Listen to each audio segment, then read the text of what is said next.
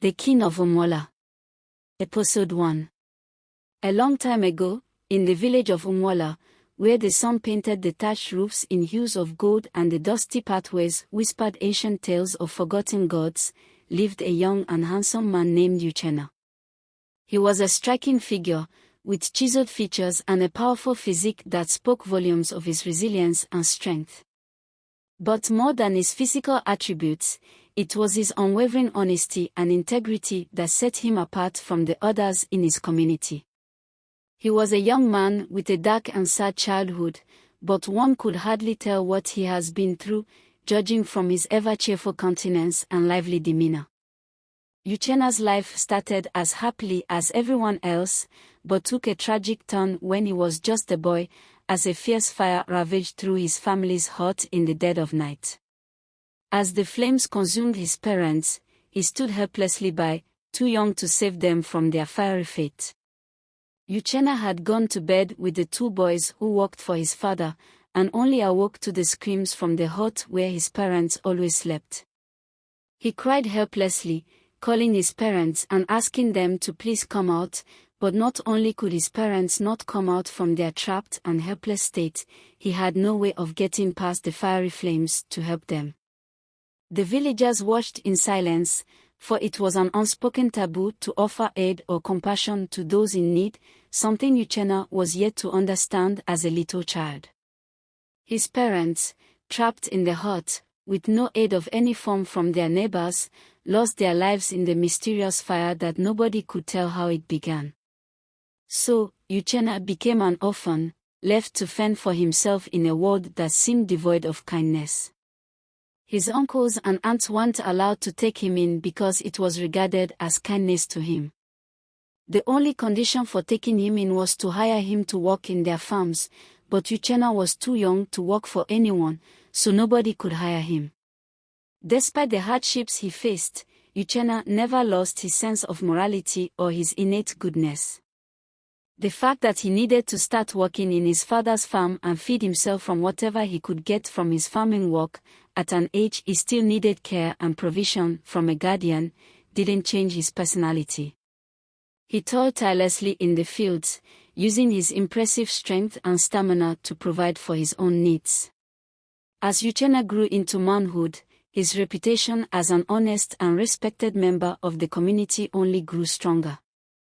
His masculinity was undeniable, yet it was tempered by a gentleness and humility that endeared him to all who knew him. He was a living embodiment of the virtues valued by the Igbo people: courage, loyalty, and a deep sense of honor.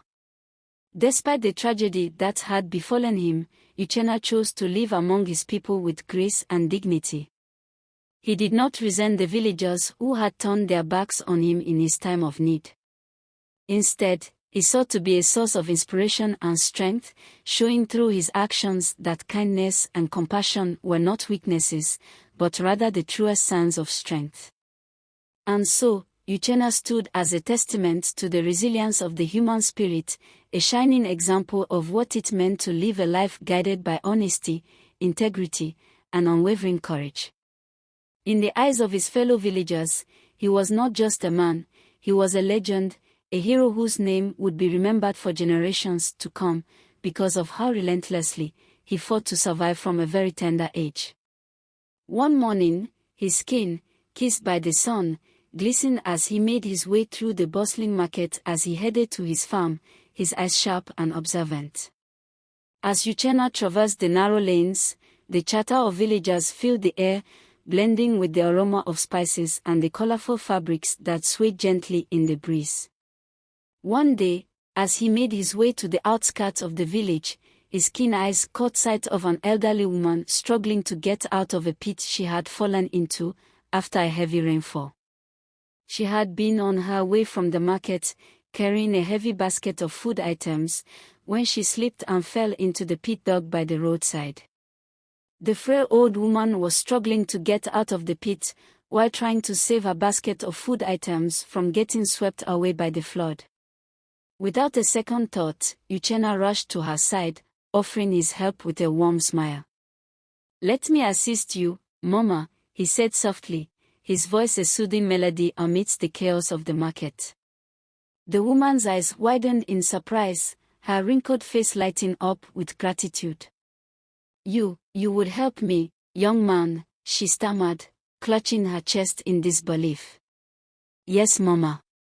If you don't get pulled out of this pit now, your life will be in danger because the flood is worsening," Uchenna said. "My son, I know you are trying to save my life.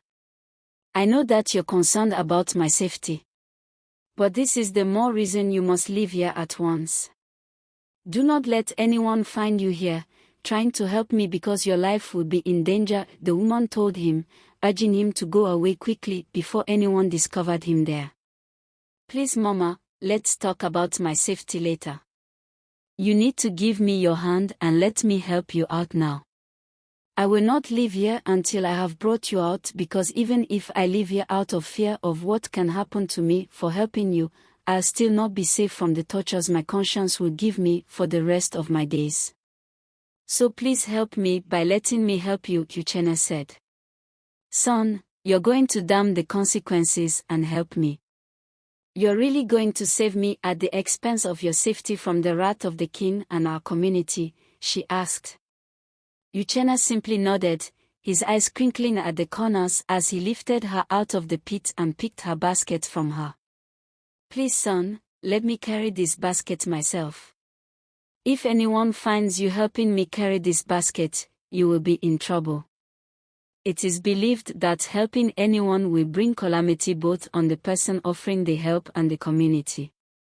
Please don't let anyone see you like this, please, my son," she kept begging him. But seeing her shivering as a result of the long stay inside the pit filled with rainwater, Uchenna refused to let the old woman have the basket. Instead, he asked her to walk ahead, at least, to make it seem like they weren't headed to the same destination. When they arrived at her hut in the outskirts of the village, the woman regaled him with tales of old, speaking of a time when kindness flowed freely in UMUALA before it became a forbidden taboo. Uchenna listened intently, his heart heavy with the knowledge of the suffering his people endured because of their hardened hearts. "You are a rare soul, Uchenna," she whispered, her voice filled with emotion. "May the spirits bless you for your kindness, even if the village cannot." With a gentle smile, Uchenna bid her farewell, his heart swelling with a sense of purpose. For he knew that despite the risks, he would continue to defy the laws of UMUALA and show kindness to those in need, for his soul could not bear to turn a blind eye to the suffering around him. And so, as the sun dipped below the horizon, painting the sky in hues of crimson and gold, Uchenna walked through the village with a silent vow to be the beacon of light in a land shrouded in darkness. But the tales the old woman gave him and his resolve to keep rendering help to the people he found in need was to become his undoing, sooner than later. Uchenna now dedicated more of his time to helping people in need and ensuring that people no longer had to die just because others believe it was evil to be kind. When he saw people in need of help, Uchenna would typically render help to them discreetly, and implore them not to share the experience with anyone else. One day, he was working in his farm when he heard people talking about a man who was said to have been given the most dreaded kind of punishment for being kind to a little child that was drowning in the village stream. "Wait a minute, Uchenna, are you saying that Topchoku has already been sentenced? Wasn't he supposed to appear before the king in a few market days to have the final verdict?" Ikin asked in shock, halting at one. Uchenna crashed to the ground, keeping himself out of Uchenna and Ikin's line of sight, to enable him listen to everything they had to say. He knew the two brothers were chattering freely about such a topic because they were so sure nobody was listening to them.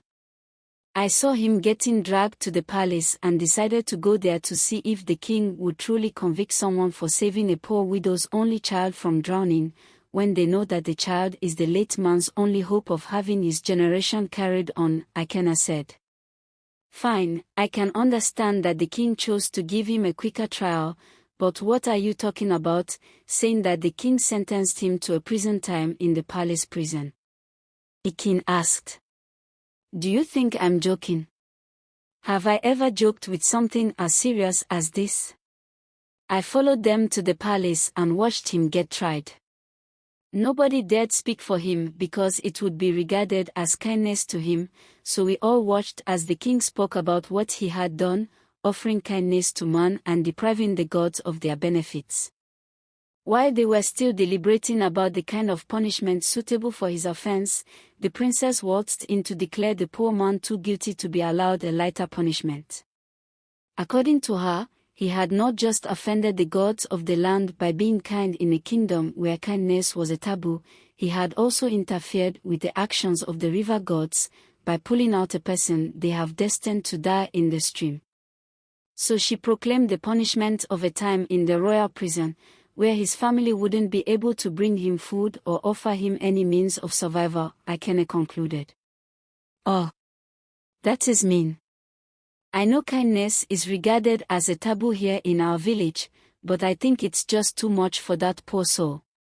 If I was there, if I witnessed that trial, I would have spoken up and asked the king when all this unkindness would be stopped in our land, seeing how irredeemably damaged many people have become, because those who could have helped them had their hands tied because of this barbaric tradition, Uchenna said. Quiet. Please be quiet before someone overhears this abomination you're speaking and gets you into a deep mess. We made this custom like this and we are going to die and leave it like that too. I believe things aren't like this elsewhere, but it is what it is and there's nothing we can do, Uchenna said. That is where you get it wrong, my brother. There's a whole lot we can do, but we are so easily conformed to happenings in the society because we are not brave enough to swim against the tide. And the fact that we are unable to take action as a people doesn't mean there won't be someone who would someday. Tell me, Uchenna, did anyone ever imagine that someone like Uchenna will ever exist in our community? Did anyone ever imagine that someone would damn the consequences and secretly help people? Uchenna asked. I have told you to lower your voice, Uchenna. Don't keep talking as brashly as you're doing and get yourself into troubles. The Uchenna you are speaking about has so far done all he's done because nobody has found him out.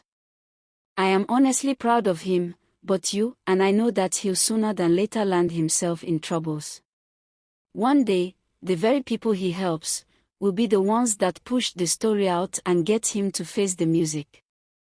Kindness is regarded as a virtue in other communities, but we were born and raised in this community, knowing that it is a great taboo to be kind to anyone. And Uchenna, you know that I don't believe that nonsense about calamity befalling anyone who offers help to someone, because if this was true, then Uchenna would be long gone by now. But please, Uchenna, for the sake of our parents who are hoping wherever they are, that we stay alive and carry on the family name, please stay away from any thoughts of being a hero. Someone has to be an instrument of change someday, but please, Uchenna, don't let that someone be you because I'm not ready to pay the price, Uchenna said, looking dead serious.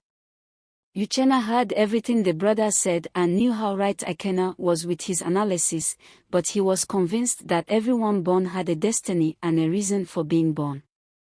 For him, Uchenna believed he was born to be an instrument of change in their community. So no matter how much danger he could already foresee ahead of him, seeing that his supposedly secret kindness was somehow now public knowledge, he kept helping people and getting away without getting convicted until the day he ventured into the village king's den. The king had but one daughter, one who had been named the heir to the throne and ordained to be the next king of UMUALA Kingdom. She was beautiful and charming, but as would be expected of a king in waiting in UMUALA Kingdom, she was devoid of any form of kindness. Blessed with a rare kind of beauty, Olamma was famed to be envied by even the goddess of beauty, whose beauty was said to be a joke, when compared to Olamma's beauty. From birth, her skin radiated an uncommon aura and from a very young age, her curves drew attention whenever she appeared before people, yet, she was never seen with a smile. It was rumored that she never smiled because the chief priest of the kingdom told the king about the calamity that would befall anyone who ever made her smile.